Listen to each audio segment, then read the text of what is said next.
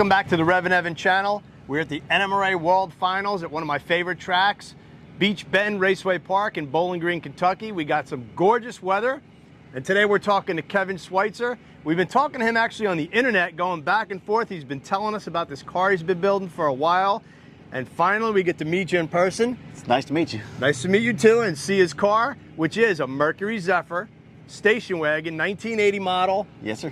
With twin turbos. And the 7.3 Godzilla. You guys love the Godzilla.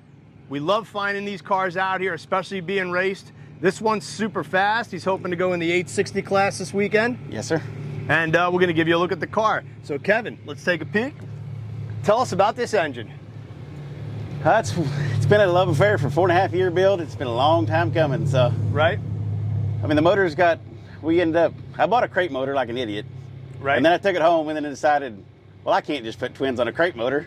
That's just not going to work. So I talked to the wife and she said, just build the thing and don't, just be done with it. Right. It's just one and done. So I ended up putting rods, pistons in it, timing chain, the lifters, camshaft, port of the heads, pretty much everything you can do to one. So. Right. Whose cam did you use? It's got a comp cams, Freezy that tunes the car, Brian Frieden tag. He spec'd the cam for me. So. And it's got the Johnson lifters in it. Yep, that's kind of like a must. Yeah, I think so. And I've got Paul Savicki's timing chain in it because I didn't want to run the factory chain. Right. I thought that'd be a worthwhile upgrade. So. Yep. So tell us how you packaged it, because I see, even though you got the Brian Tooley intake, stock flat hood, but the motor's sitting down nice and low, and then tell us about how we're making boost here. Yeah, we ended up putting the Outlaw K member from UPR in the car. Right. We couldn't get the motor as low as we wanted and get the hood shut, so we put an Outlaw K member in it, which drops the engine 2 inches. So that worked out well. Then we was able to get everything in it packaged well. Right. Then we kind of running out of room, didn't want sure where to put turbos, so we ended up putting turbos up front. It just made sense to get the weight up front, being it's a radio car, so it just doesn't want a wheel stand and do anything too crazy. So, but they're 72mm turbos from Hosday Forced Induction Solutions. Right. They're spec'd out by John Bewley at Foolproof Performance.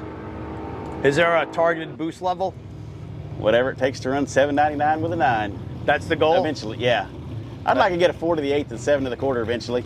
Right. But for now, if it'll run 850, 860, I'm happy with it. So.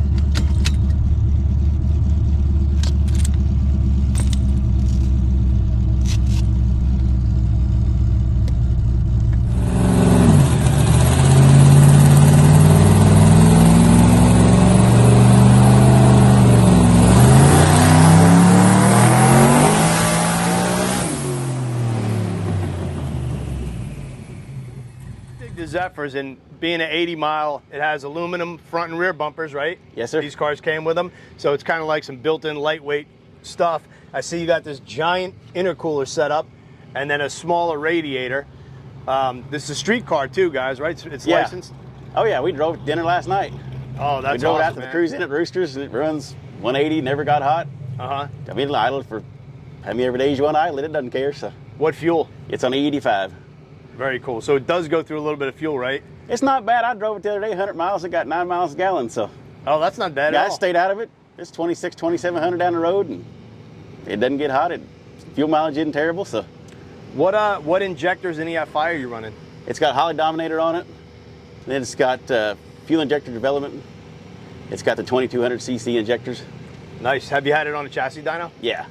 It made 1151 at 24 pounds of boost and 16 degrees timing At the wheels. at the wheels. And that's, you said earlier, it's got a power glide and a 4.9-inch, right? Yeah, with the 350 rear gear. Okay, I was going to ask you what ratio. That makes it nice for the street, and all that power and torque, you can get away with a 350 ring and pinion, Yeah. right? I was kind of worried about it. It might be upstairs a little more than I really wanted, but with the converter that's in it, it's got a Circle D bolt together converter, and it was a little over 1% slip the other day on an 880 pass. So Nice. Well, I was going to ask you, what's the quickest it's been? You only have about 15 runs on this thing, 15 right? total, yeah.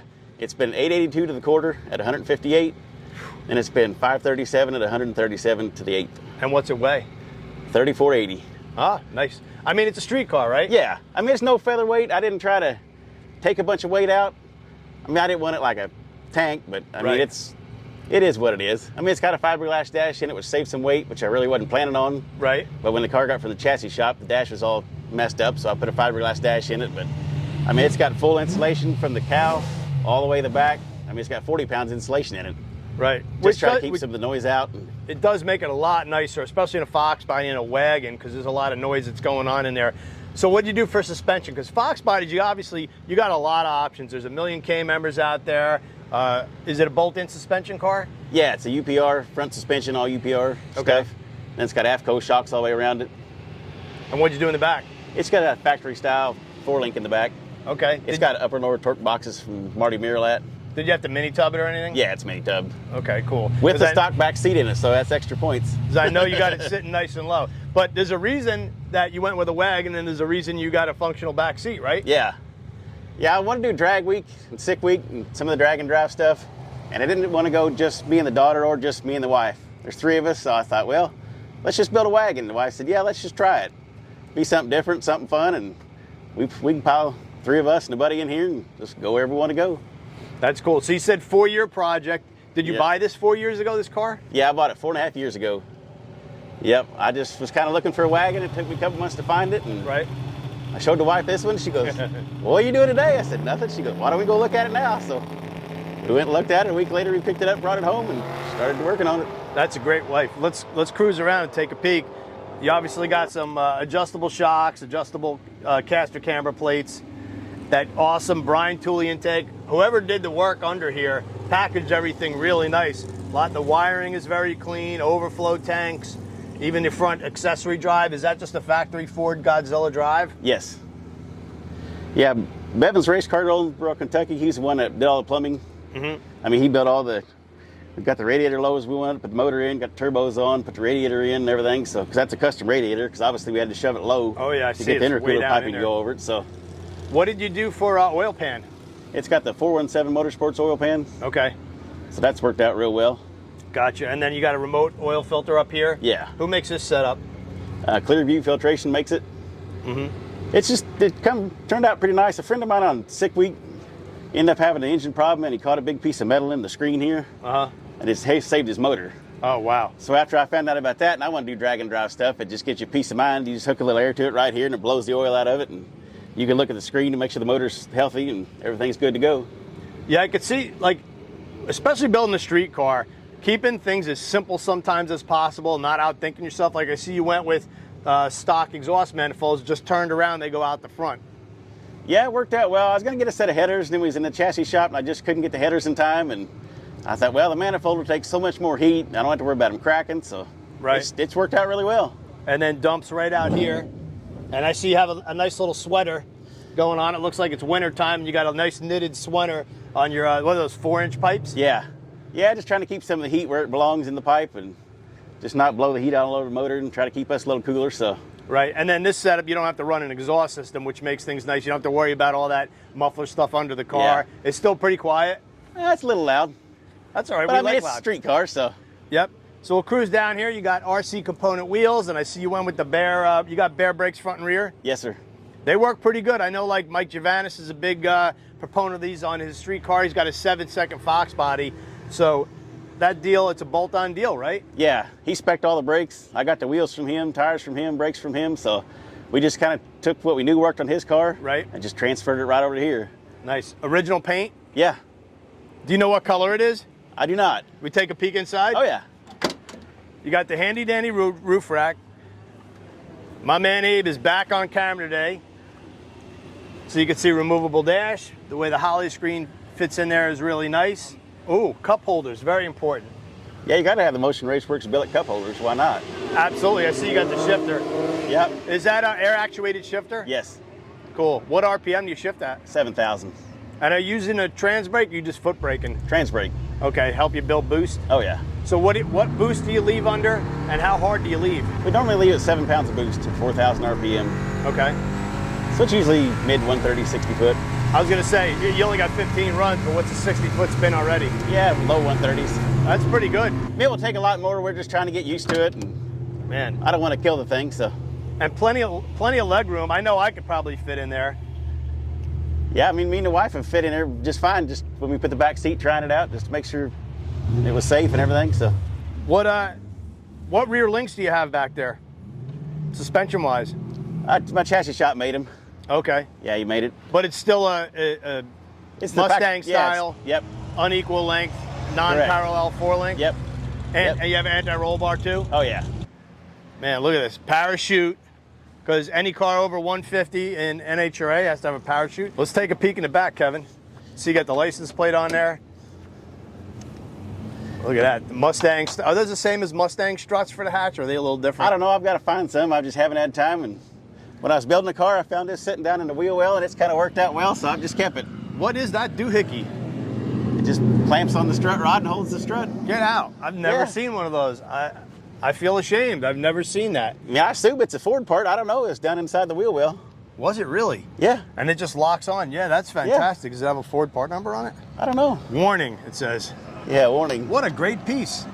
I could have used that about 20 years ago because these struts wear out. Secure clamp to something. Huh. So I assume it was a Ford piece. Yeah.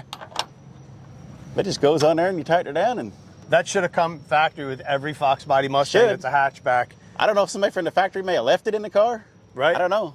Oh, I wonder if that's like a piece. Yeah, like when they're installing it and stuff. But very cool piece. And you got this laid out nice. You got a fuel cell in it? Yeah, it's got 15 gallons on this side and then 5 on that side.